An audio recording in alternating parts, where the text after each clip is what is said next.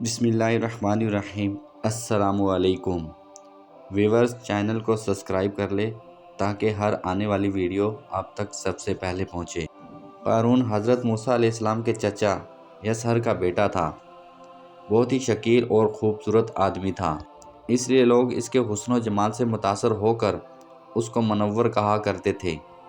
اس کے ساتھ ساتھ اس میں یہ کمال بھی تھا کہ وہ بنی اسرائیل میں تورات کا بہت بڑا عالم اور بہت ہی ملنسار با اخلاق انسان تھا، اور لوگ اس کا بہت ہی ادب و احترام کرتے تھے۔ لیکن بے شمار دولت اس کے ہاتھ میں آتے ہی اس کے حالات میں ایک دم تغیر پیدا ہو گیا، اور سامری کی طرح منافق ہو کر حضرت موسیٰ علیہ السلام کا بہت بڑا دشمن ہو گیا، اور اعلیٰ درجے کا متکبر اور مغرور ہو گیا۔ جب زکوٰۃ کا حکم نازل ہوا تو اس نے حضرت موسیٰ علیہ السلام کے روبرو یہ عہد کیا کہ وہ اپنے تمام مالوں میں سے 1000واں حصہ زکوٰۃ نکالے گا، مگر جب اس نے مالوں کا حساب لگایا تو ایک بہت بڑی رقم زکوٰۃ کی نکلی۔ یہ دیکھ کر اس پر ایک دم حرص و بخل کا بھوت سوار ہو گیا، اور نہ صرف زکوٰۃ کا منکر ہوا بلکہ عام طور پر بنی اسرائیل کو بہکانے لگا کہ حضرت موسیٰ علیہ السلام اس بہانے تمہارے مالوں کو لینا چاہتے ہیں۔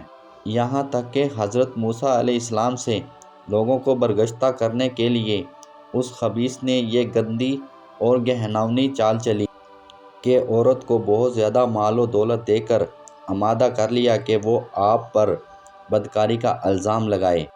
چنانچہ عین اس وقت جب حضرت موسیٰ علیہ السلام وعظ فرما رہے تھے، قارون نے آپ کو ٹوکا کہ فلانی عورت سے آپ نے بدکاری کی ہے۔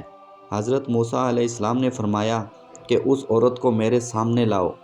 چنانچہ وہ عورت بلائی گئی تو حضرت موسیٰ علیہ السلام نے فرمایا کہ اے عورت، اس اللہ کی قسم جس نے بنی اسرائیل کے لیے دریا کو پھاڑ دیا اور عافیت و سلامتی کے ساتھ دریا کے پار کرا کر فرعون سے نجات دی، سچ سچ کہہ دے کہ واقعہ کیا ہے۔ حضرت موسیٰ علیہ السلام کے جلال سے عورت سہم کر کانپنے لگی، اور اس نے مجمع عام میں صاف صاف کہہ دیا کہ اے اللہ عز و جل کے نبی، مجھ کو قارون نے کثیر دولت دے کر آپ پر بہتان لگانے کے لیے آمادہ کیا ہے۔ اس وقت حضرت موسیٰ علیہ السلام آبدیدہ ہو کر سجدہ شکر میں گر پڑے۔ بحالت سجدہ آپ نے یہ دعا مانگی کہ یا اللہ، قارون پر اپنا قہر و غضب نازل فرما دے۔ پھر آپ نے مجمع سے فرمایا کہ جو قارون کا ساتھی ہے وہ قارون کے ساتھ ٹھہرا رہے، اور جو میرا ساتھی ہے وہ قارون سے جدا ہو جائے۔ چنانچہ دو خبیثوں کے سوا تمام بنی اسرائیل قارون سے الگ ہو گئے۔ پھر حضرت موسیٰ علیہ السلام نے زمین کو حکم دیا کہ اے زمین، تو اس کو پکڑ لے، تو قارون ایک دم گھٹنوں تک زمین میں دھس گیا۔ پھر آپ نے دوبارہ زمین سے یہی فرمایا تو وہ کمر تک زمین میں دھس گیا۔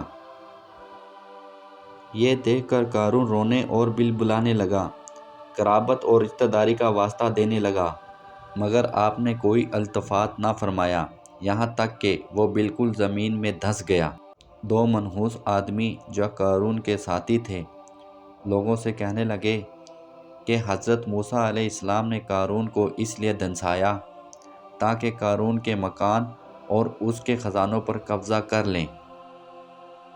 تو آپ نے اللہ تعالیٰ سے دعا مانگی کہ قارون کا مکان اور خزانہ بھی زمین میں دھس جائے۔ چنانچہ قارون کا مکان جو سونے کا تھا اور اس کا سارا خزانہ بھی زمین میں دھس گیا۔ یہ عبرت ناک واقعہ ہمیں یہ درس ہدایت دیتا ہے کہ اگر اللہ پاک مال و دولت عطا فرمائے تو اس فرض کو لازم جانے کہ اپنے اموال کی زکوٰۃ ادا کرتا رہے، اور ہرگز اپنے مال و دولت پر غرور اور گھمنڈ کر کے نہ اترائے، کیونکہ اللہ تعالیٰ ہی دولت دیتا ہے، اور جب چاہتا ہے پل بھر میں دولت چھین بھی لیتا ہے۔